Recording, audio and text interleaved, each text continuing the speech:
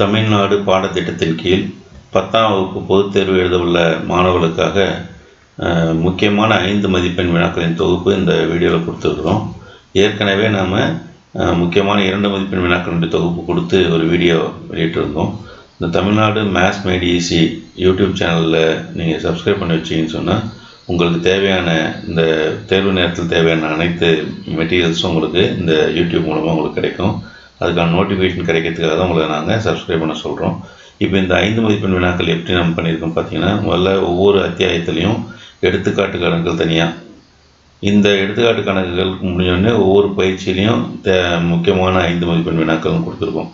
சில அத்தியாயங்களில் நிறைய 5 மதிப்பெண் வினாக்கள் இருக்க மாதிரி இருக்கும். அதில் வந்து 2 5 மதிப்பெண் வினாக்கள் கேட்பதற்கு வாய்ப்பு இருக்கும். அதனால் வினாக்களுடைய எண்ணிக்கையும் அதிகமாக இருக்கும். இப்போ நீங்கள் இதை எப்படி பார்க்கணும் அப்படின்னா, இதில் பார்த்தீங்கன்னா அரசு இது வரைக்கும் அரசு பொதுத் தேர்வில் கேட்ட வினாக்களும் இதில் உள்ளடங்கி இருக்குது.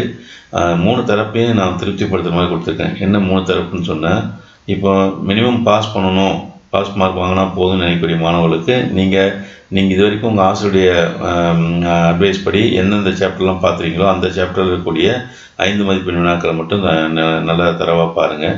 அதே மாதிரி 60-70 மார்க் வாங்கணுன்றவங்க உங்களுக்கு தேவையான சாப்டர்ஸ் சொல்லியிருப்பாங்க. ஏன்னா ஏற்கனவே ஒவ்வொரு ஆசிரியர் ஒரு மாதிரி சொல்லியிருப்பாங்க. அதனால் நான் வந்து இந்த சாப்டர் செலக்ட் பண்ணி படிங்க, அது படிங்கன்னு நான் சொல்ல வரல. உங்களுடைய ஆசிரியருடைய அறிவுரையின்படி நீங்கள் உங்களுக்கு தேவையான சாப்டர்ஸை செலக்ட் பண்ணிக்கலாம். செலக்ட் பண்ணிவிட்டு அதில் இருக்கக்கூடிய எல்லா கணக்குகளையும் போட்டு பார்த்துருங்க. 5 மதிப்பெண் வினாக்களை பொறுத்த வரைக்கும் நீங்கள் மொத்தம் 10 வினாக்களுக்கு விடையளிக்கணும். இந்த 10 வினாக்களுக்கு விடையளிக்கும் போது நீங்கள் இதில் வந்து ஒரு வினா வந்து கட்டாய வினாவாக இருக்கும். அது போக மீதி 13 வினாக்கள்லேருந்து 9 வினாக்களுக்கு விடையளிக்கணும். அந்த 9 வினாக்கள் விடையளிப்பதற்கு நம்ம இந்த தேர்வு வந்து சரியாக இருக்கும்னு நான் நினைக்கிறேன்.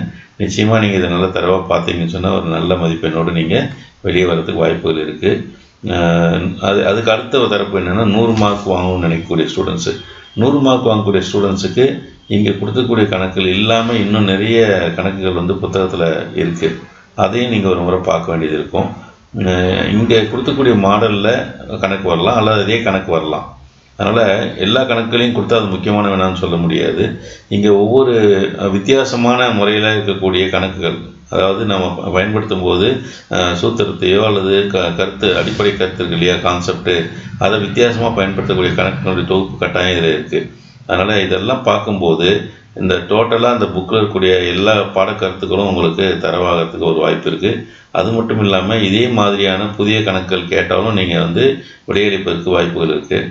அதனால் நீங்கள் ஆன்சர் பண்ண வேண்டிய 10 கொஷினில் 9 கொஷின் அது கட்டாய வினா தவிர மீதி இருக்கக்கூடிய 9 கேள்விகள் இந்த கணக்குகளாகவோ அல்லது இது போன்ற மாதிரியில் இருக்கிற கணக்குகளாகவோ இருக்கிறது வாய்ப்புகள் அதிகம்.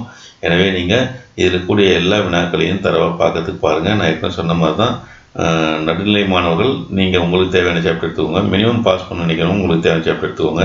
இது இல்லாமல் கிராஃப் ஜாமெண்ட்ரி, அந்த கிராஃப் ஜாமெண்ட்ரியில் இருக்கக்கூடிய கணக்குகளை நீங்கள் போட்டு பார்த்துக்கணும். இங்கே தேட்டங்கள் வந்து 4வது வடிவியல் அத்தியாயத்தில் வந்து 3 தேட்டம் கொடுத்துருக்கோம். அடிப்படை விகிதசம தேட்டம் அல்லது தேல்ஸ் தேட்டம், கோண இருசமவெட்டி தேட்டம், பித்தாகரஸ் தேட்டம், இது 3 சொல்லியிருக்கோம். இந்த தேட்டங்களுக்கு கான்வர்ஸ், அதாவது மறுதலையும் இருக்குது. இதே தேட்டங்கள் தான் கேட்கல, மறுதலை கூட கேட்கறதுக்கான வாய்ப்புகள் இருக்குது. அதனால் தேட்டங்கள் மட்டும் பார்க்குறவங்க அதை நீங்கள் கொஞ்சம் கூட பார்த்துக்கோங்க.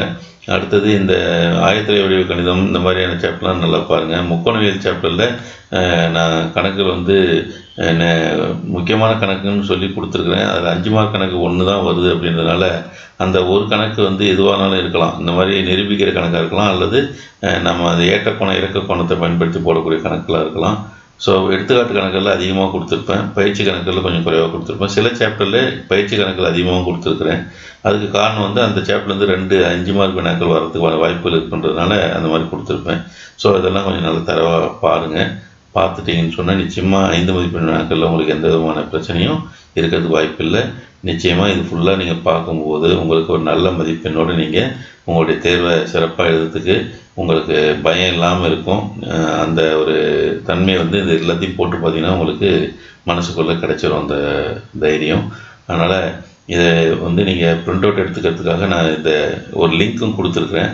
ப்ரிண்ட் அவுட் தேவைன்னா ப்ரிண்ட் அவுட் எடுத்துக்கோங்க, இல்லைனா டவுன்லோட் பண்ணி அப்படியே வச்சுட்டு நீங்கள் ஒர்க் அவுட் பண்ணி பாருங்கள். புத்தகத்தில் கூட மார்க் பண்ணிட்டு பார்க்கலாம். அது உங்களுடைய விருப்பத்தை பொறுத்தது. எனவே நல்ல மதிப்பெண்கள் பெறுவதற்கு இந்த தொகுப்பு வந்து உங்களுக்கு ரொம்பவே உதவியாக இருக்குன்றதில் எந்த விதமான சந்தேகமும் இல்லை. அதனால் தரவாக பாருங்கள்.